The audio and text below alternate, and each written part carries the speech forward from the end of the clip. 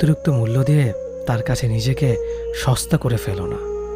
নিজের মূল্যটা ধরে রাখার জন্য হলেও কখনো কখনো কঠোর হওয়া খুব দরকার, কারণ সবাই অতিরিক্ত মূল্য পাওয়ার মর্যাদা বোঝে না। ভালো থাকতে হলে মাঝে মধ্যে একটু নিষ্ঠুর হতে হয়।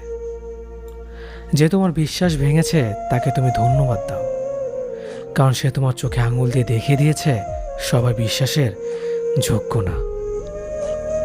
স্বার্থপর মানুষগুলো সফল হতে পারলেও সুখী হতে পারে না। বুঝতে শিখুন কে সময় নিয়ে আপনার সাথে কথা বলে আর কে সময় পেলে আপনার সাথে কথা বলে।